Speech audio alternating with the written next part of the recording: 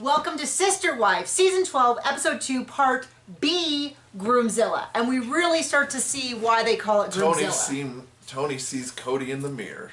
Yeah, I mean, she even says, the things I like most about my dad are what Tony shares. And what we see is someone who's kind of selfish.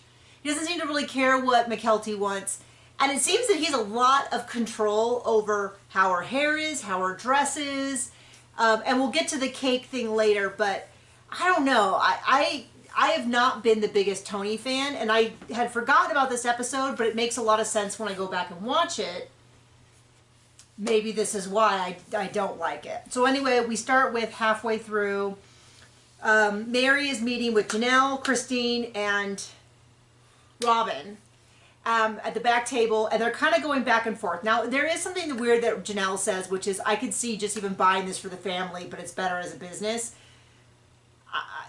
That really surprised me, and it's also wrong, because later on when Mary does say, hey, I want to buy it just for my mom, everyone's like, what are you talking about? So maybe Janelle was just being exaggerating to try to encourage Mary, but they all seem very encouraging of Mary. Their biggest concern seems to be whether this is going to drive Mary farther away from the family or not. And the whole time, the same as the way I was when Mary and Janelle were talking to the therapist, Nancy, I have the same problem, which is everything you're talking about, you're ignoring the fact that Cody has cutting her out of the family. As long as Cody continues to treat her not like a wife, she doesn't have anything to do with these family things. But the other part that annoys me is they have told us for all of these years that the great thing about Sister Wives is you raise each other's kids, you help each other's kids. They're my kids too. And now they're starting to admit that's not really the case. Mary's saying, I'm not going to go over there and help them with their kids. They're not really my kids. I'm an empty nester. And I think she's finally being honest. I am not criticizing her for that. What I am criticizing is that nobody is talking about the fact that this flies in the face of everything they've said. Right. For 12 seasons. And when we've said, I don't think that's true, they've been like, no, it's definitely true. Well, now she's finally admitting it's not really true. And I'm like, and sorry? We were wrong? This is not the reality? This is what it's supposed to be? Well, if we know anything about Mary, she's going to attack the fans. She says, even the boys know that you show up late, you stay on your phone the whole time, you leave early. Now, I am going to defend Mary in this, which is, it does not surprise me she behaves that way when she has to go to family events. Do you remember a quote from Christine? I don't want to go and see him having this amazing relationship with his other wives if he doesn't have one with me. It was true when Christine said it. It's true when Mary's not saying it, but it's the case. But Christine, Janelle, Robin, and Mary having this conversation when the problem is Cody is infuriating. The other thing is... It is definitely cult speak. It is definitely also infuriating because we get an insight, because a lot of people, when Christine left, Cody thought the family would exclude her and cut her out. And it's so clear to me why he thought that. Not just his own ego saying he's the center of the family. It's what happened with Mary. Now, I don't think that Cody pushed her out for sure. And she didn't have a good enough relationship with any of the sister wives, yes, including Robin, to change that. If Cody pushes her out, then Robin says you need to stay. But it sounds like Robin's more inviting her over to be a babysitter than it is standing up to Cody. She's got to shove her back in that closet. Yeah, as opposed to saying, Cody, you can't treat her that way. I think she just, and so I think that he thought, well, I pushed Mary off to the side. Now I'm going to do the same with Christine. And then it'll just be Janelle and Robin and I. And they'll be in Punishment Island. But it was just a wildly different thing with Christine, because she had an amazing relationship with all of the current kids across the board. Now, I shouldn't say that. It did actually work with Robin and her kids. They for sure cut her off. But the problem was they are not a majority of the family. And what they discovered was that if they cut themselves off from the rest of the family, suddenly they feel cut out of the rest of the family. Does that make sense? Because you're comparing essentially 13 kids to 5. So it makes perfect sense why Cody thought he could just shove out Christine with no repercussions because he did it with Mary. Now, I do not think it's fair to say that the family pushed Mary out, because here we see Janelle was going to counseling with her. You see Christine saying, stuff, and Robin saying stuff. But Cody definitely did. And they gave us the analogy. The wheel with the spokes, and he's the hub in the middle. That was a very unfortunate hand gesture I just did. But did not mean to do that. But the point is that he's trying to get the spokes, according to him, to solve a hub problem. There's nothing that they can do to restore her marriage with Cody if Cody doesn't want to do it. So then we cut over to the next thing, and they're going back to the country club to try out some different foods. Robin's not there because Ari's sick. It's interesting because it seems like she always gets out of having to do about half of the filming stuff. And they're going to do the tacos. They are significantly bigger than street tacos. They're about this big, probably bigger. Twice the size. And it was really funny because he's like, to me they looked plain, but we didn't get a really good look at them. But at some point, Cody, who cares? Yeah, same thing. Tony's like, I don't get the green chilies, the green chili one. Where did that come from? And I was like, New Mexico. It's definitely like a Four Corners thing. Like that's definitely the case. But they like them, and they do all this debating back and forth on how many tacos. Some people told me they did the whole 4,000 tacos, and they're like, well, Tony's right because they ran out. They didn't get 4,000 tacos, though. They're talking about 800, I think. Who cares? Something like that. No me care. And then he starts saying how they're going to have for the wedding cake, tres leches. I know my pronunciation is horrible. I fully acknowledge that. Tres leches cake. I think that should be close enough to understand. I'm just saying it's not because I'm disrespectful. It's because I can't do any accent whatsoever, which is why I failed French as well. I passed, but not well. And Janelle gets really offended. And now, this situation alone wouldn't get me offended. But in light of the fact that he had to dictate what wedding she had, he's already said, I told her she couldn't have her hair up. It has to be down.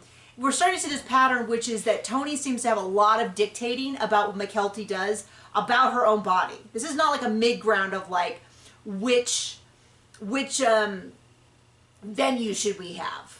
But it seems to be a lot of like, McKelty's going to do this with her hair, and this with her face, and this with her dress. And it does start to feel like a little bit of controlling. And they're trying to explain to him that they can't do a tiered wedding cake with tres leches. And I was confused because originally the discussion was we're going to have a variety of different desserts. And then he seemed to be dictating it had to all be tres leches. And I was like, I thought that would just be one of the options. But at least, he's not smashing her face in the cake.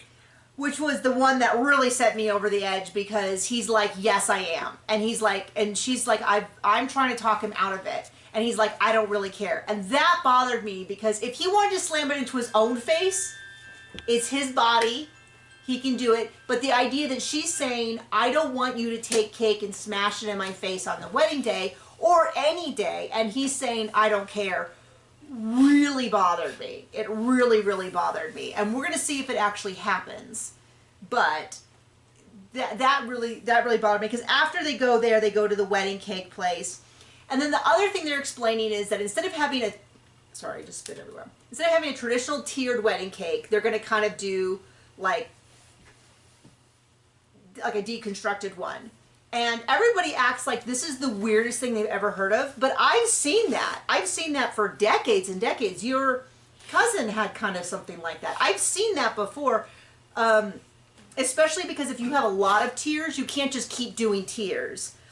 But we're it not just becomes really top heavy. So they start doing like... But we're not in their cult.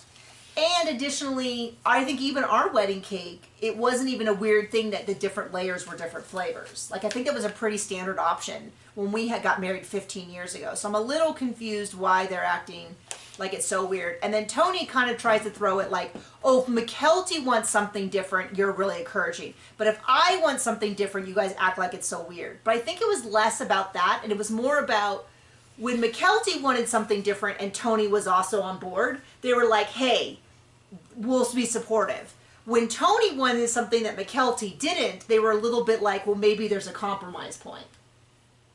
And they kept saying that it was just tacky to put cake in someone's face. And I'm like, it has nothing to do with tacky in my mind. It has more to do with the fact that she has asked him not to do it, and he has said, I'm going to do it anyway. And that's just a really icky vibe for a fiance across the board. If she had said, and I would absolutely, if she said, I want to throw cake in your face, and he's like, oh, I don't really like that, it's going to get my beard all, I don't really like that, I would absolutely support his right as well. I don't think this is a crazy thing for me to be like, hey, if someone asks you not to do something to their body, like maybe you listen. I don't know. That just seems, I don't feel like this is some crazy idea.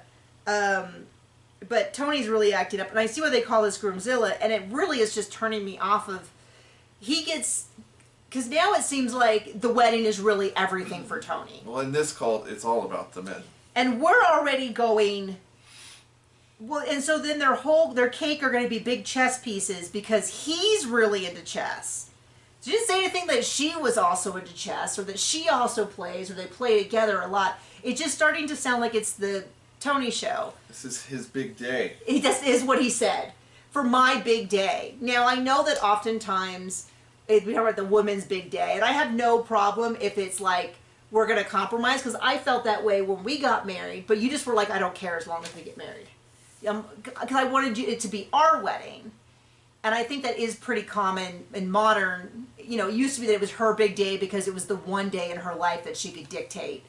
And in some cultures it's still like that, where it's like the one day that she is under control and then she's expected to sort of give in to her husband. So yeah, I'm not crazy about all that. But if this was like, well, Tony really wants this and I'm getting this. But then we know that later on, like, she gets the flowers that she wants and he refuses to help.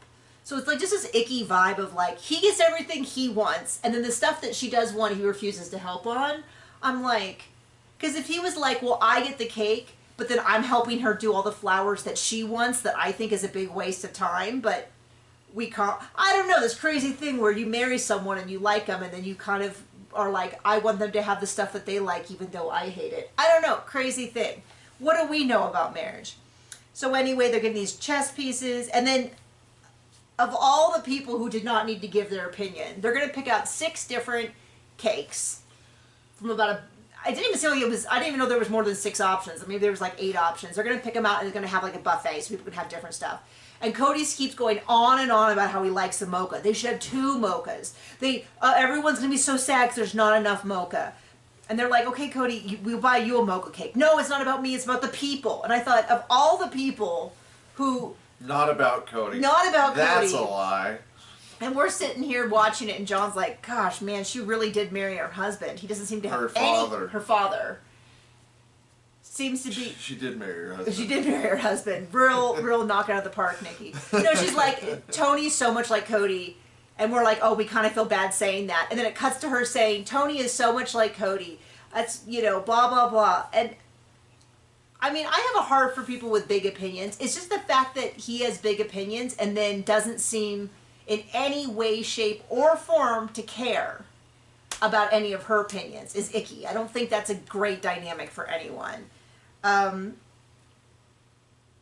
Yeah, so there's all that. So that's the end of that. Oh, then we find out why this episode is no longer available on Max, because they have the song I Will Survive. I guess this Philo thing was willing to pay for it, and Max was not. I don't really understand. I do know that using copyrighted music, a lot of times the original contract was not written to allow for streaming, because at the time streaming wasn't available, or whatever. Maybe it was available, because I remember watching it on Netflix when it was only the first 6 seasons.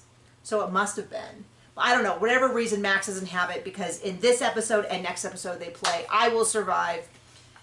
Isn't that Gloria Gaynor? I don't know. You tell me if I got that right. And so they lip sync, and so we get this long insight into Janelle's issue with these family skits they do. I do have to laugh though when later on in when the family kind of makes fun of them for having piñatas. People who do lip sync dances at bridal parties do not get to throw stones at people who do untraditional things at their wedding. Now, the piñatas McKelty's all in for. Okay, that's fine. I do not have a problem with that. It's the fact that he keeps pushing for stuff she's not into. So they talk about the fact that when Aspen and Leon graduated, they did a flash mob dance. They did Maddie's sketch when Maddie graduated. For McKelty's graduation, they did one.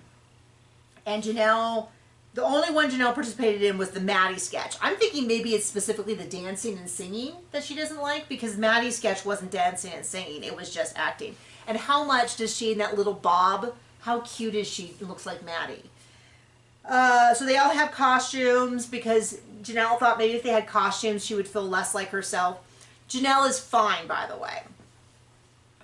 She is very insecure about dancing and stuff, but she is doing just fine. Totally fine. Everyone is practicing. They have a little dance. They do have outfits that they're wearing. Disco fabulous. Disco fabulous. Yeah, so then we cut to the very last scene, which is Maddie and Caleb have come down, flown down to see Cody and Janelle, just the two of them. They have good news, they have bad news, but first they have a gift for them. It's a little pacifier. Takes Cody just a minute to figure out that the pacifier is not for Ari. It is, in fact, them saying that they're pregnant. They're so excited, but they say, we don't want... Maddie's like, I don't want to take away any... You know, we just got married a few months ago. We don't want to take anything away from McKelty's big day, which is so considerate of her. And they said, okay, why don't you do this? Normally you wait a little bit anyway. Why don't you come down for your birthday, early November, tell the family, you'll be farther along, you'll be kind of at, I guess, if my math is correct, kind of near the end of the first trimester. And you can tell the family, and then you'll have a full month before McKelty's wedding. Because the concern is, if she can't wait until after McKelty's wedding is the concern, because she might show at the wedding. And so they're like, okay, well, why don't we just tell them early, but just wait a little bit of time. And Cody's like, I now need to have another baby so that I can have my youngest is younger than my oldest grandchild or something. It's just so ridiculous. And then Maddie's like, well, I don't know how I'd feel if one of my mothers was pregnant. And I'm like, one of your mothers? You mean Robin? If Robin was pregnant, because everybody else is like done. Fully done. They've said they're done. There's no way. I don't even know at that point that the baby factory is still working, or if they have moved on to another stage of life. I don't really know. But I do vaguely remember that when Robin brings up another baby, Cody is not interested at that point. But for now, we don't know. So that is the episode. We have one more of these sort of like hidden episodes. Well, I guess we have two because we're going to do it in 2 parts. And then we'll go back to the episodes that are available on Max. So thank you for joining us.